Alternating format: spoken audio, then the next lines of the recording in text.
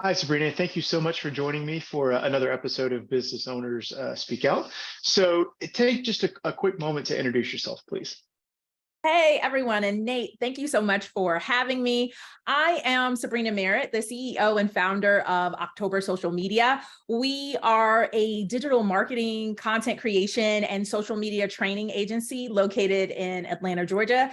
We help brands and regulated industries and government agencies connect with their audiences online.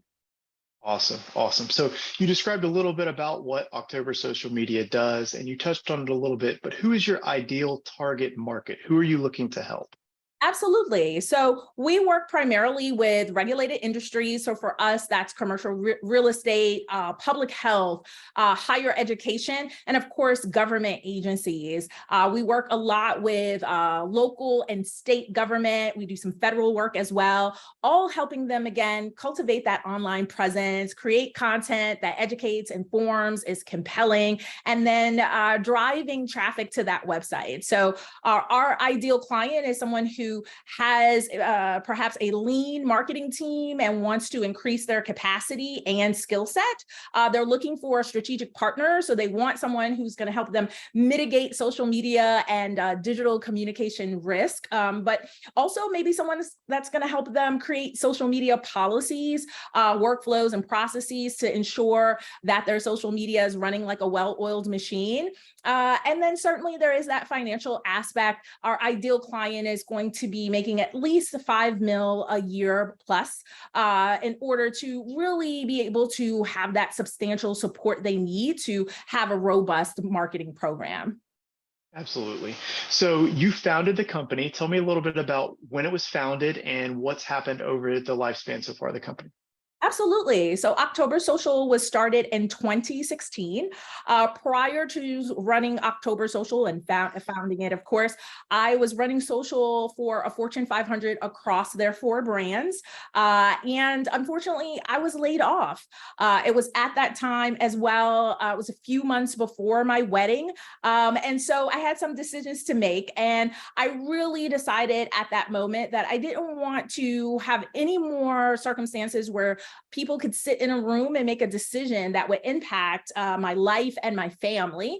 And so it was at that point I went to my then fiance, now husband, to say, I think I want to give this a go. And with his full support, October Social was born, and the rest is, as they say, history. We were profitable within our first month, and now we have clients like Emory University, Georgia Public Broadcasting, the City of Atlanta, International Youth Foundation, etc. And we're really excited about what the future is going to bring. That's awesome. So what do you attribute that amazing growth to? Yeah, I always tell people that I attribute it to first starting where you are and scaling as you grow. I am a fan of the lean startup, and I started the company with $300, a MacBook Pro, and my network. I immediately went out and told everyone that I knew what I was doing, but I also created a structure for that. So I had a referral program, I had a strategic partnership program. I went to larger firms to say, do you have a need? And can we fulfill that social media need for your clients? And that really put us in a position to get clients ourselves, but also to work with other companies. So I would tell business owners to really look at your network and see what opportunities may be lying there, but also other larger brands that you may look at as your competition can also be your best clients. Absolutely. So you've obviously learned some things throughout the years as you've been running October Social Media. If you had to start over from square one in business, what would you do differently? Oh boy. So I've had to start over a couple of times in business, not with October Social, but certainly during my lifespan as I kind of figured out or dibbled and dabbled with entrepreneurship. And what I would say is, number one, as soon as you start making money, hire someone to manage the books. Even if it's something you can do and you'll say you'll do it, it always ends up being that pain in the rear. And you really just want to get a handle on that as soon as possible. I would would also say that I would take more risk more quickly. So in the beginning, it can be a little scary because, maybe you do have a few clients, but you're also trying to, live, perhaps you have a partner, maybe you have children. There are other things to consider. But it's really important to get out there and take calculated and strategic risks, but make sure you're putting yourself out there and really pushing yourself for that opportunity, because you never know where that could lead you. Absolutely. So you talked about hiring on team, specifically a bookkeeper. I know you have a whole team behind you now. So when you're hiring on and looking for team members, what would you say is the most important quality that you look for? I know the answer to this because we just hired 2 new team members. I look for integrity. I am really looking for people who would do a great job, whether or not they love the project, whether or not someone important or who they deem important is involved. I want someone who is really concerned about, if my name is on this, I have to knock this out of the park. And they care about their own brand reputation, their own work reputation, but there is a certain integrity that they have with the work. I find that that level of integrity supersedes personality test or any of the things that we're using today to figure out whether or not people are a good fit. I certainly don't mean to discount them. We use that as well. But I find that even in the past, when I've done that, it really boils down to, do you care enough about this work, separate and apart from me? Do you actually want to excel or be excellent at your job?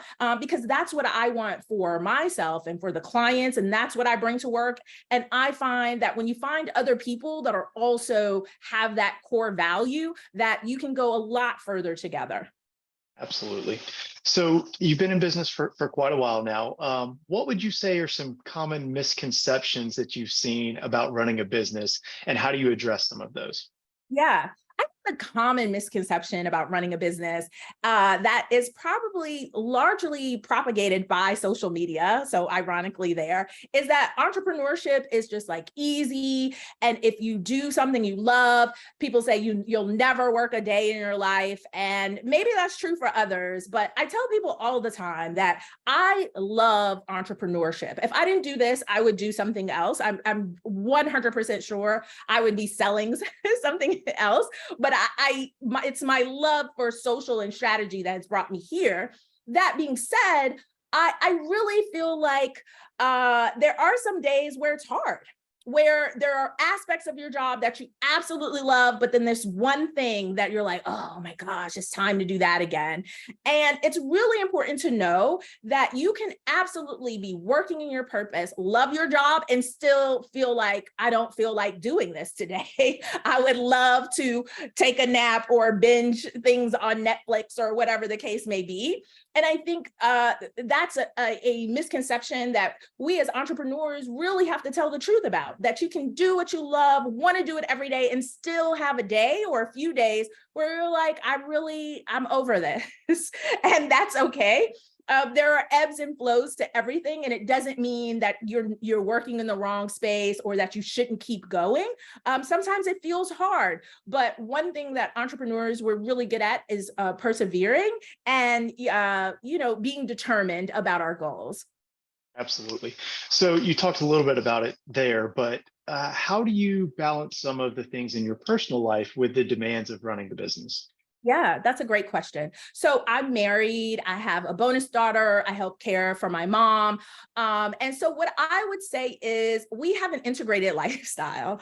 Some days I start the day off and I am ordering groceries from Instacart, preparing dinner, or thinking about what I'm going to prepare for dinner, or arranging a doctor's appointment for my mom. And then in the next moment, I am pitching, closing a deal in a team meeting, etc.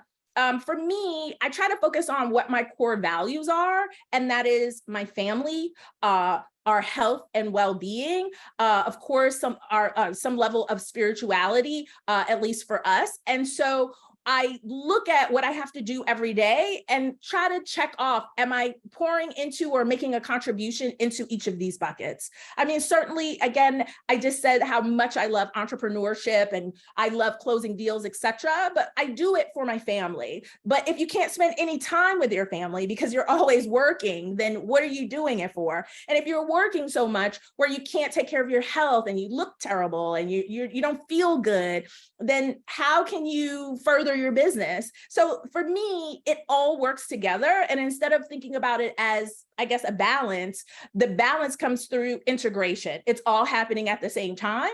I do the best I can every day with the energy and the resources that I have. And if I screw today up, I'm like, okay, so today I was not a rock star in any of the areas that I needed to be. I'm going to go to sleep, God willing, wake up tomorrow, and I'll give it a go again. So I also give myself a lot of grace. Absolutely. You always have another chance the next day. That's all you can do. You're like, okay, so wasn't so great today. Tomorrow, I'm gonna try a little harder. Absolutely. So what are some ways that people can connect with you or learn more about October social media? Sure. Well, you can definitely check us out at octobersocialmedia.com or at October Social Media on Instagram, and all of our socials, either October Social Media or October Social. And then you can find me on LinkedIn, Sabrina R. Merritt. You can also find me on Instagram, Sabrina R. Merritt. That's Merritt with 2 R's and 2 T's. Perfect. I will link all of that in the description so people can easily find it. My last question for you today is, what most inspires you as you continue to push forward and grow the business? Yeah. Oh, that's a great question. I think what most inspires me is, this is going to sound so hokey to say, but it's true, my family. As I get older, I really just enjoy being with my family, being on vacation, being in nature. And I find the time we spend together to be inspiring because my job, or being a CEO, allows me such an autonomy over my schedule and how I plan my life. And it allows me an opportunity to design my life. So I'm constantly looking at how things are going, what I'm putting time into, and that inspires me. The creativity that I get to design my life is inspiring, and I'm led through that inspiration by the time I get to spend with my friends and family and people that I love. And that, to me, that's what it's all for. What are we doing it for? To be with people that we love and hopefully having a great time while we're doing it. Yeah, yeah. Well, thank you so much for joining me, Sabrina. It's been great talking to you and learning more about you and October social media. Again, I really appreciate your time. Thanks so much, Nate. This was awesome.